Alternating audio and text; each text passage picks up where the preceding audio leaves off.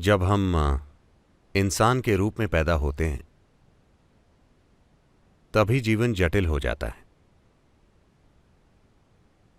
अगर हम धरती के किसी दूसरे जीव की तरह यहां आए होते, Stomach full, life settled. पेट भरा है तो जीवन सेट है। जब हम इंसान के रूप में आते हैं तो पेट खाली होने पर सिर्फ एक समस्या है, पेट भर जाए तो 100 समस्याएं होती हैं। क्योंकि जिसे हम इंसान कहते हैं उसकी शुरुआत वाकई तब होती है जब जीवन चलाने का प्रबंध हो जाता है। जब जीवन यापन होने लगता है, सिर्फ तभी मनुष्य होने की खूबियां व्यक्त होती हैं। जब तक हम जीवन चलाने के लिए मेहनत करते हैं, हम भी किसी अन्य जीव की तरह बस एक जैविक इकाई हैं। तो मनुष्य होने का क्या मतलब है? इसका महत्व क्या है? क्योंकि हर दूसरा जीव वो सब कुछ कर सकता है जो ज्यादातर इंसान कर रहे हैं, बिना इतने झंझट के। हम पैदा होते हैं, वो भी पैदा होते हैं, बिल्कुल हमारी तरह। हम बहुत हंगामे के साथ बड़े होते हैं, वो ज्यादा हंगामा किए बिना बड़े होते हैं। हमारे लिए पैसे कमाना इतना बड़ा काम है, वो सभी खुद अपना जीवन चलाते हैं। हम बच्चे पैदा कर सकते हैं, वो भी बच्चे पैदा करते हैं। हम मरते हैं, वो मरते हैं। ये सभी काम हम बहुत ही हंगामे के साथ करते हैं, वो ज्यादा हंगामा किए बिना, पर्यावरण को नुकसान पहुंचाए बिना अपना जीवन चलाते हैं। हर चीज एक बड़ा झमेला है। ये ऐसा इसीलिए है कि इंसानी जीवन बस जीवन की बुनियादी जरूरतों को पूरा करने से तृप्त नहीं होता। अगर हम बस अच्छा खा लेते और सब ठीक हो जाता तो दुनिया को खाना खिलाना बहुत सरल होता। लेकिन ये सच नहीं है, क्योंकि हर दूसरे जीव के लिए प्रकृति ने 2 रेखाएं खींची हैं जिनके अंदर ही वो जीते हैं और मरते हैं। इंसान के लिए सिर्फ नीचे की रेखा है, ऊपर कोई रेखा नहीं है। वो किसी भी चीज की आकांक्षा कर सकता है। ऊपरी रेखा ना होने की वजह से लोग संघर्ष कर रहे हैं, या दूसरे शब्दों में, हम जिस चीज से संघर्ष कर रहे हैं वो हमारे बंधन नहीं है, जैसा कि आमतौर पर लोग कहते हैं। हम वास्तव में अपनी आजादी से संघर्ष कर रहे हैं। हम खुद को कैसा भी रूप दे सकते हैं, यही हमारा संघर्ष है। अगर हमारा जीवन हर दूसरे जीव के जीवन की तरह तय होता तो हमारा भी पेट भर जाने पर हम शांति से बैठ जाते हैं ना? क्या आप देखते हैं कि अगर हमारे जीवन केचुए या टिड्डे या कुत्ते या बिल्ली के जीवन की तरह सीमित होते तो हमें कोई समस्या नहीं होती, पेट भरते ही सब ठीक हो जाता। क्योंकि हमारे जीवन सीमित नहीं है, कोई ऊपरी रेखा नहीं है, इसीलिए हम किसी भी चीज की आकांक्षा कर सकते हैं। यही हमारा संघर्ष है। ये एक विकास से जुड़ी समस्या है, यानी हम जिस चीज से संघर्ष कर रहे हैं वो हमारी बुद्धि और जागरूकता है। शायद कुछ वैज्ञानिकों ने यह सुझाव दिया है, तथाकथित गंभीर वैज्ञानिकों ने यह सुझाव दिया है, और यह चौंकाने वाली और डरावनी बात है कि उन्होंने वाकई ये कहा है। वो बोले, बच्चे के जन्म पर अगर दिमाग की एक छोटी सी सर्जरी कर दी जाए तो हम दुनिया से ज्यादातर अपराध मिटा सकते हैं, सभी शांतिमय होंगे। वाकई अगर आप आधा दिमाग निकाल लें तो कोई भी दुखी नहीं होगा। आप उन्हें एक ट्यूब से भोजन दे सकते हैं और सभी यहां शांति से बैठेंगे। आपको किसी योग या ध्यान की जरूरत नहीं होगी अगर आप आधा दिमाग निकाल लें। अगर आप संभावनाएं मिटा दें तो समस्याएं भी चली जाएंगी, ये सभी जानते हैं। हाँ, अगर आप सभी संभावनाएं खुली रख सकें और फिर भी आप समस्या ना हो तो ये होने का एक खूबसूरत तरीका है। ना संभावना है ना समस्या, ये जीवन नहीं मृत्यु है। तो इंसान की इस हालत का समाधान क्या है? क्योंकि चाहे जो भी हो जाए, तृप्ति नहीं मिलती। फिलहाल इस शहर में रहते हुए आपकी जो भी आकांक्षाएं हैं, जैसे ही वो पूरी हो जाती हैं, आप में अगली आकांक्षा आती है कि नहीं? इससे फर्क नहीं पड़ता कि आप जीवन में कहां हैं, चाहे आप इस शहर के राजा हों या बिल्कुल निचले स्तर पर हों, आप चाहते हैं कि आपके जीवन में कुछ हो। जब वो हो जाता है तो आप चाहते हैं कि अगली चीज हो, वो हो जाता है तो फिर अगली चीज। तो आप इस तरह से किश्तों में आगे क्यों बढ़ रहे हैं? मान लीजिए मैं आपको इस धरती का राजा या रानी बना देता हूं। उम्मीद से मेरी तरफ मत देखिए, क्या मैं ऐसी गलती कर सकता हूं?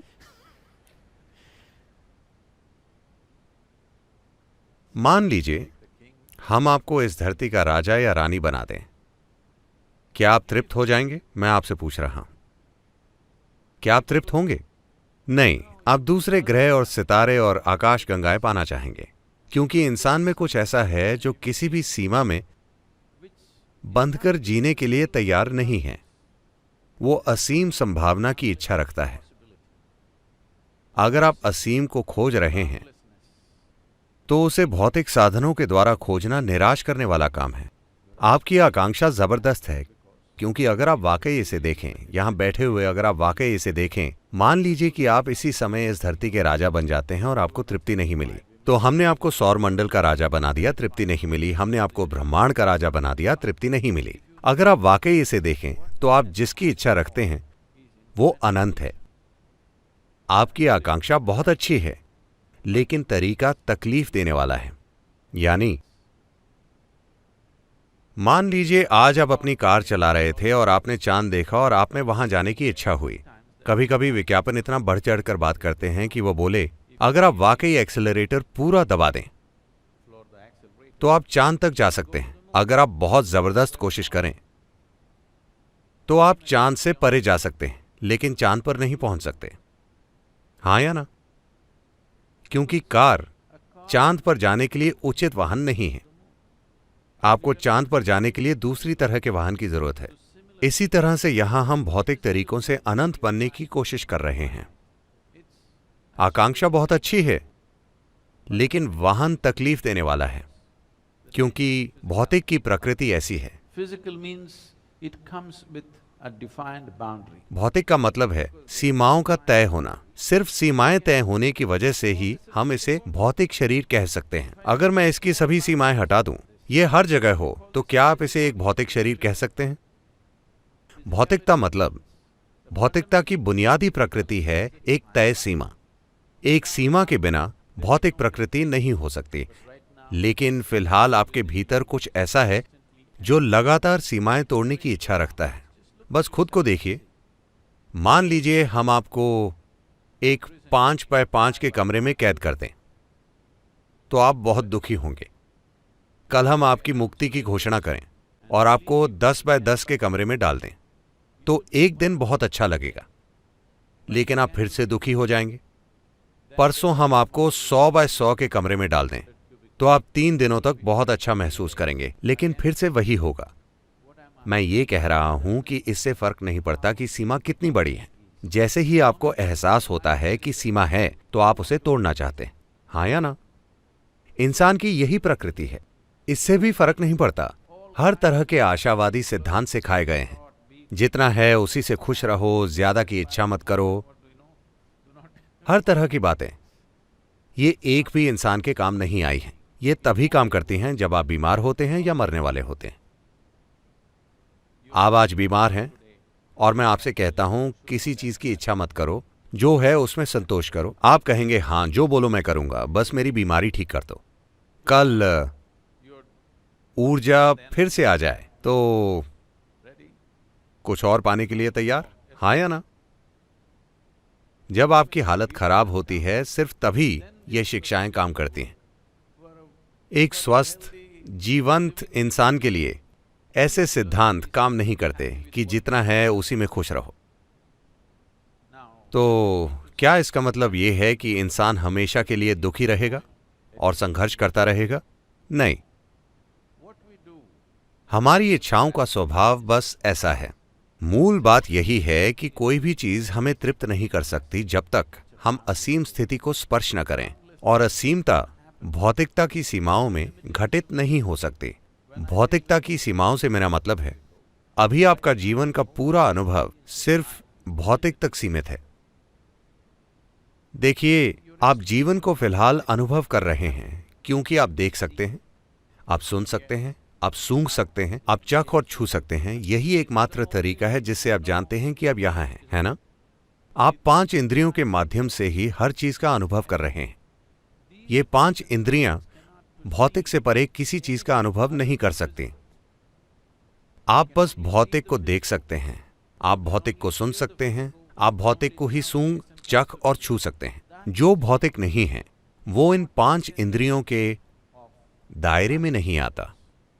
तो अगर आप इंद्रियों से परे नहीं जाते तो भौतिक से परे किसी भी चीज का अनुभव करने की कोई संभावना नहीं है।